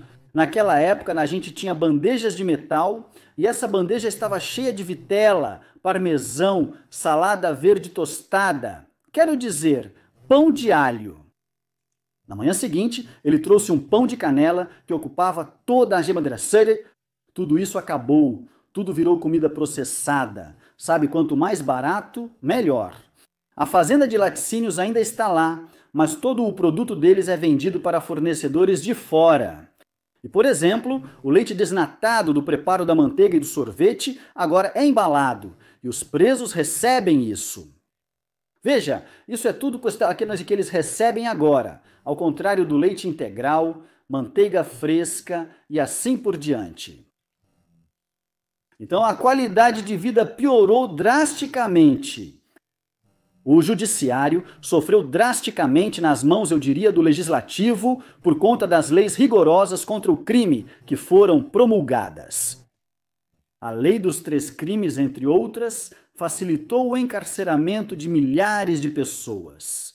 Você sabe, alguns por roubar um pão foram condenados de 25 anos à prisão perpétua por causa disso. Isso é absurdo. Agora houve uma reviravolta nisso. Essa é uma das razões pelas quais estou enfrentando acusações, segundo me disseram, por ter sido libertado, sob essas novas legislações do ato do jovem infrator e do ato do idoso infrator, ambos para os quais eu me qualifiquei. Então, depois de 45 anos, recebi essa consideração como jovem infrator, e agora também me enquadro na categoria de idoso infrator por causa da minha idade. Então foi isso que realmente facilitou a minha libertação. O governador da Califórnia tinha o direito de recusar a minha libertação, mas ele não recusou. Isso porque ele analisou individualmente o meu caso e viu o progresso que eu tinha feito, então ele tomou a decisão de me libertar. Mas existe um grupo de pessoas, entre eles principalmente a Associação dos Promotores de Justiça aqui na Califórnia, que se opôs à minha libertação. E eles fizeram isso por causa da lei do jovem infrator e de como isso impactou outros que também foram libertados. Então, o que eles estão tentando fazer é voltar atrás e revogar a lei do jovem infrator. Então, como eu fui beneficiado por isso, ao me acusarem dos crimes pelos quais estou atualmente sendo acusado? Eles dizem que isso acontece quando soltam pessoas. Ele nunca deveria ter saído da prisão. Queremos colocá-lo de volta na prisão pelo resto da vida dele. E essa é a intenção deles agora, me mandar de volta para a prisão pelo resto da minha vida. E é pura política, nada além disso. Como é sentir isso sobre você após cumprir 45 anos? Bem, não é tanto sobre como eu me sinto, é mais sobre como minha esposa se sente e o resto da minha família, e o impacto que isso tem sobre eles. É mais sobre se eles conseguirem me reencarcerar, o impacto disso sobre quem esperou anos e trabalhou duro pela liberdade. Então não se trata de mim, trata-se de outras pessoas e do impacto que isso causa. comunidades, famílias e indivíduos que ainda estão atrás dos portões de ferro. Isso é o que importa aqui, esse é o ponto aqui. E? Então por quê? Eu adoraria poder falar mais abertamente sobre a política envolvida aqui, entrando na questão do absurdo das próprias acusações. Como você e eu discutimos antes, na verdade estou impedido de fazer isso. Mesmo no nível em que estou falando agora, realmente espero que em algum momento haja uma ordem de silêncio. Só para a Associação dos Promotores de Justiça, que foram os que tornaram isso público? Para começar, grande alvoroço na imprensa sobre minha prisão, ex-membro, ex-líder da Irmandade Ariana preso, entende? E é isso que eles estão usando, aquela manchete enorme. Mas agora, quando eu venho a público e falo, eles dizem, precisamos de uma ordem de silêncio. Não podemos deixar ele falar sobre isso. Você percebe o que há de errado nessa situação? Então eu vou lutar, e eu sei disso, e eu sei o que está em jogo, então vou fazer isso com calma. E eu vou educar o público até onde me for permitido. E eu vou torcer para que haja um entendimento coletivo sobre qual é o verdadeiro problema aqui. Você avisou sobre Shock Collar naquela época? O que acha do filme? Você costuma ver esse tipo de filme? Imagino que já tenha visto. Eu não vi. Eu não assisto filmes assim porque eles são basicamente imprecisos. Se você olhar para um filme tipo American Me, sabe? Quero dizer, como era mesmo? Recentemente me disseram que 10 pessoas que estavam associadas a esse filme foram assassinadas pela máfia mexicana. E você sabe, o ator principal quase teve sua vida ameaçada. Me disseram que ele pagou para se livrar disso, entendeu? Mas toda a questão era que os fatos foram deturpados. Sabe, nisso eu entendo o sensacionalismo e eu entendo que as pessoas gostam disso, elas se divertem com isso. Mas falando como alguém que realmente viveu isso, não há nada de divertido nisso. Sabe, minha abordagem para lidar com isso é educar o público sobre o assunto. Sabe, eu entendo o sensacionalismo e ele tem seu valor, especialmente se esse valor for educativo. Mas, na maioria das vezes, quando você vê títulos sensacionalistas e outras coisas assim, eles nem começam a tocar na superfície da realidade do que estamos falando aqui. Sabe, simplesmente contando a verdade, contando histórias que são verdadeiras. Isso tem um efeito muito mais assustador do que qualquer coisa que Hollywood poderia produzir. Sabe, essa era a ideia por trás de escrever um livro. Você quer saber a verdade mesmo? Então leia. Tem perguntas? Faça-as e responderei o melhor possível. O mesmo aqui. Se o seu público tiver perguntas, se quiser um acompanhamento, está garantido. Veja, eu acho que esse é o verdadeiro valor do que estamos fazendo. Mas eu tenho mais 2 perguntas sobre filmes antes de encerrarmos isso. Já viu Um Sonho de Liberdade ou a outra história americana? Já assisti Um Sonho de Liberdade. Só porque eu adoro o desfecho. Quem não gosta, né? Bom, quero dizer, sabe, isso é real, isso é ser verdadeiro.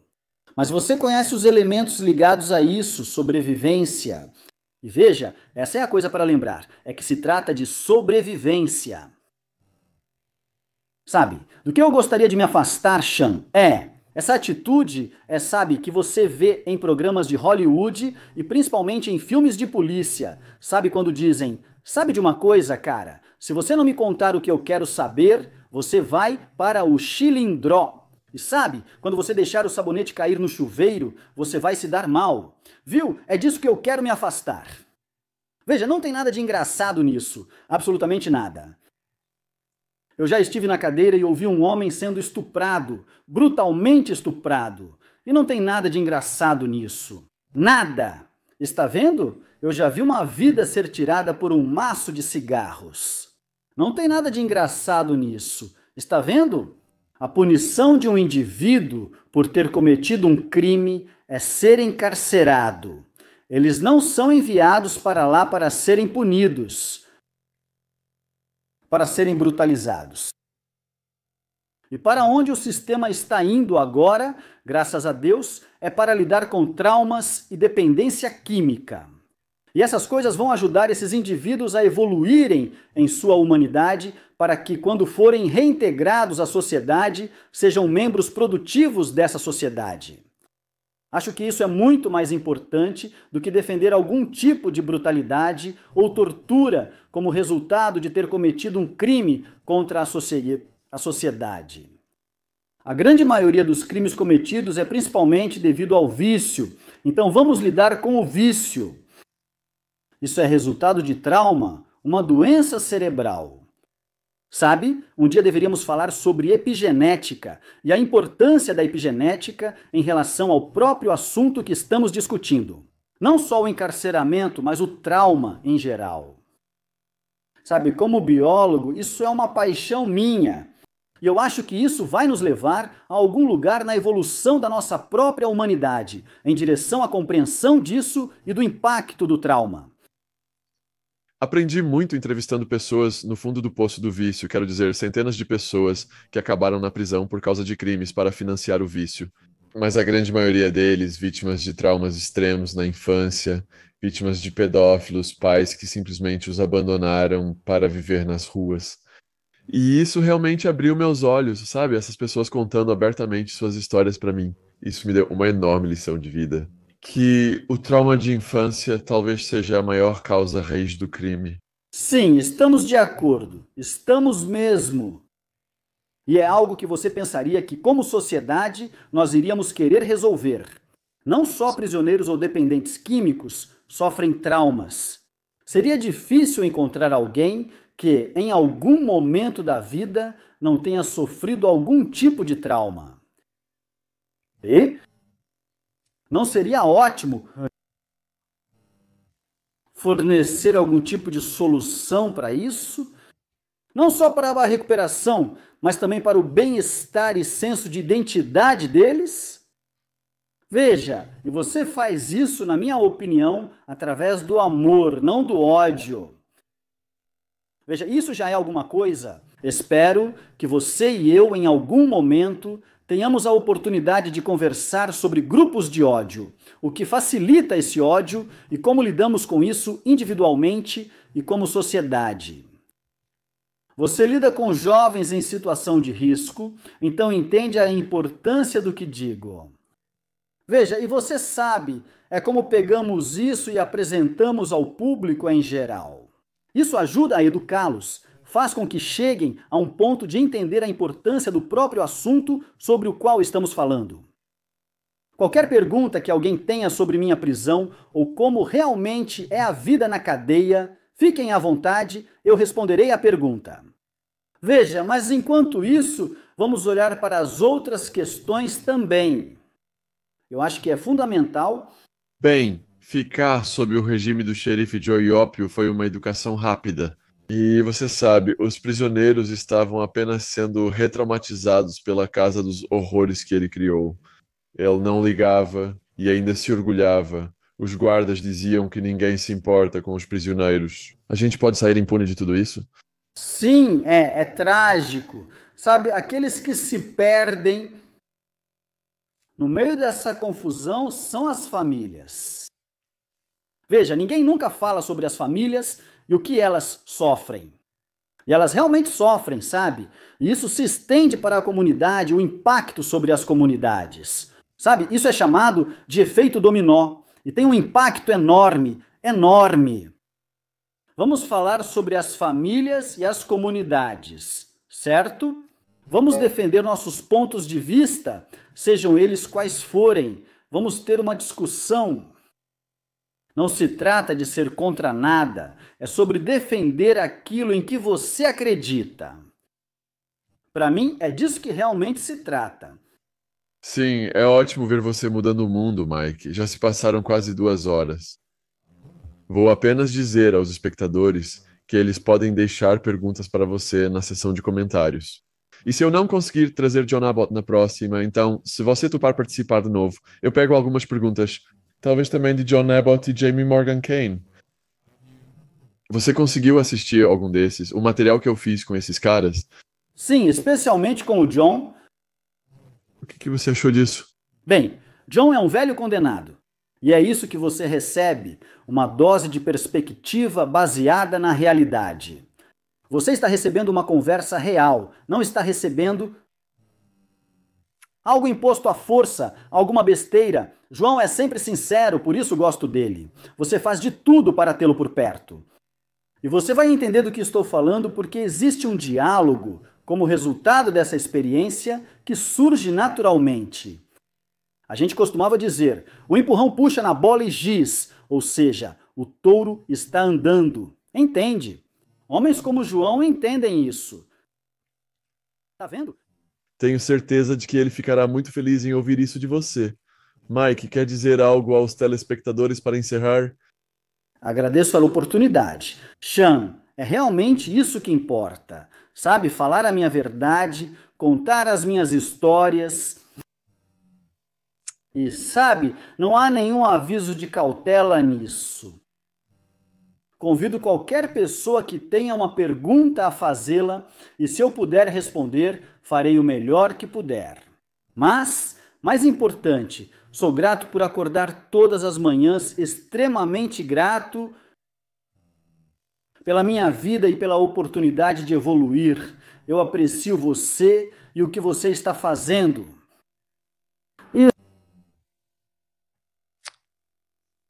Eu encorajaria todos, ao máximo de suas capacidades, a abraçar sua humanidade com todo o amor em seu coração. Você está disponível para receber mensagens nas redes sociais, caso alguém queira te contatar depois de ver isso? Estou sem internet, mas já estou resolvendo isso na justiça. E assim que eu superar esse obstáculo, não só vou lançar o livro. Eles podem acessar meu site em vivaprendaeprospere.org. Fiquem à vontade para discutir o que quiserem. Podem fazer qualquer pergunta que quiserem. Normalmente, eu estaria no Facebook, Instagram, Twitter e afins. Mas como eu disse, agora eu tenho que limitar só ao meu site. E eu vou começar meu próprio canal de podcast. Eu já tenho um estúdio para isso. Talvez você me ajude a entender como se faz isso, porque tudo isso é novo para mim. Tudo para mim é novo. Existe uma curva de aprendizado enorme. Então, para você ou qualquer outra pessoa que queira opinar e dizer é assim que se faz, fique à vontade. Bem, você tem uma configuração muito boa aí, Mike. A qualidade do seu áudio está excelente, sua imagem está nítida. Acho que você já está à frente. Agora só falta encontrar pessoas para entrevistar. Eu tenho várias pessoas que eu poderia te indicar, se esse for um caminho que você quiser seguir. Acho que é sim, na verdade. Sabe, vou fazer isso com a minha esposa, Arielle. Ela é especialista em mitigação e trabalhou no corredor da morte por 20 anos. Você fala de histórias.